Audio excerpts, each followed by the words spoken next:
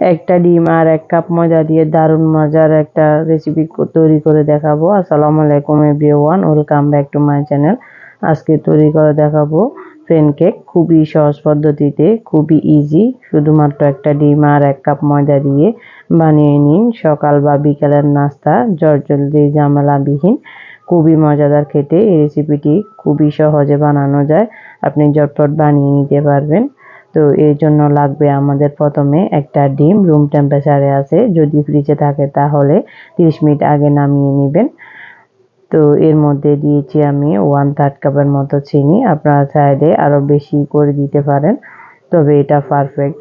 একবারে মিষ্টি বেশিও না, একবারে কমও না। দিয়ে দিচ্ছি 1/4 চা চামচ লবণ দিয়ে আমি ভালো করে এটাকে মিশিয়ে নিচ্ছি। যতক্ষণ পর্যন্ত মিশাতে থাকবো, যতক্ষণ না পর্যন্ত চিনিটা ভালো করে গলে যায় আর এই ডিমের কালারটা চেঞ্জ হয়ে যায়, পমি টেক্সচার আসে। তো আমি প্রায় 3 থেকে 4 মিনিট মেশার পর দেখুন এরকম কালার আসছে। তো এরপর আমি আরও 1 মিনিটের মতো মিশিয়ে এবার এখানে দিয়ে দিচ্ছি এলাচের গুঁড়া। আপনারা চাইলে এখানে ভ্যানিলা এসেন্স দিতে পারেন, সেটা আমার ভালো লাগে না, তাই আমি এলাচের গুঁড়াটা দিয়েছি।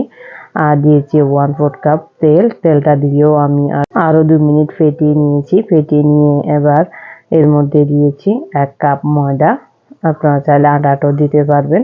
দিয়েছি 1 চা চামচ বেকিং পাউডার, আমি বেকিং সোডা দিচ্ছি না।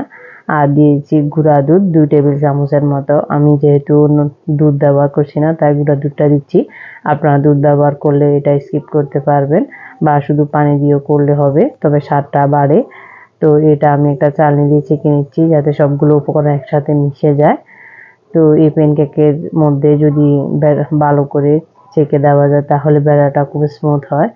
তো এটাকে আমি আলতো হাতে আস্তে আস্তে মিশিয়ে নিচ্ছি। মিশানোর পর আমি 1/2 কাপের মতো পানি নিয়েছি, আমি একটু একটু করে দিচ্ছি আর মিশাচ্ছি। পানিটা কম বেশি আপনাদেরও লাগতে পারে, বুঝে শুনে অ্যাড করবেন। কেকের ব্যাটারটা কীরকম হয় আপনারা সবাই তো জানেন। তো আমি 1/2 কাপের মতো পানি দিয়েছি, দিয়ে এবার এটাকে ভালো করে মিশিয়ে নিচ্ছি। আর মিশিয়ে ফেটানোর পর আমার ব্যাটারটার কালারও চেঞ্জ হয়ে আসছে আর স্মুথলি ব্যাটারটা সেট হয়ে এসছে দেখুন। তো আমি আরও প্রায় 2 মিনিটের মতো ফেটিয়ে নিয়েছি। ফেটিয়ে নিয়ে এবার আপনাকে একটা চামচ দিয়ে দেখিয়ে দিচ্ছি। তো আমার পারফেক্ট হয়েছে ব্যাটারটা। তো এবার চুলায় একটা প্যান বসিয়ে দিয়ে সামান্য একটু তেল ব্রাশ করে নিব। আর আমি একটা টেবিল চামচ ব্যবহার করেছি, আপনারা চাইলে আপনাদের যে কোনো শেপের একটা বাটি বা চামচ নিতে পারেন। তো আমি একটা টেবিল চামচের 1.5 টেবিল চামচ করে একটা কেক দিয়ে দিয়েছি প্যানকেকের মধ্যে। ব্যাটার দিয়ে সামান্য একটু ফোল্ড করে রাউন্ড করে দিচ্ছি। তো দিয়ে আমি এবার উপরে ঢাকনাটা দিয়ে দিব প্রায় 1.5 থেকে 2 মিনিটের মতো। তো এই 2 মিনিটে আমার চুলার ফ্লেমটা একদম লোতে আছে, লো থেকে সামান্য একটু বেশি হবে। তো এরপর আমি উল্টিয়ে দিচ্ছি, দেখুন কালারটা পারফেক্ট এসেছে, খুবই সুন্দর একটা কালার এসেছে। তো আমি আবারও 1 মিনিটের জন্য উল্টিয়ে দিচ্ছি। ঢাকা দেওয়ার পর 1 মিনিট পর দেখুন আমার অফের পিসটা চেকা হয়েছে। এবার সামনে থেকে দেখিয়ে দিচ্ছি। তো এবার আমি একই প্যানে 2টা দিব, আমি এক সাইড করে দিয়ে দিচ্ছি।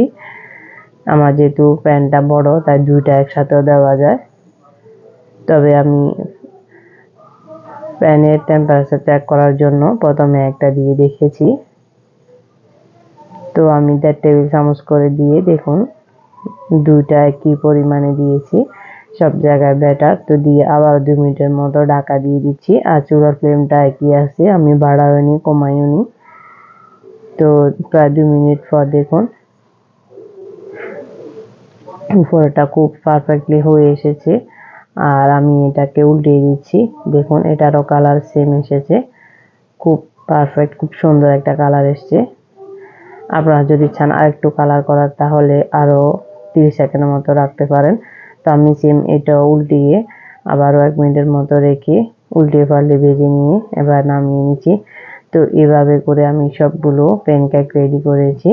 খুবই সহজ, আপনারা 10 মিনিটেও বানিয়ে নিতে পারবেন। তেলবিহীন স্বাস্থ্যকর একটা নাস্তা।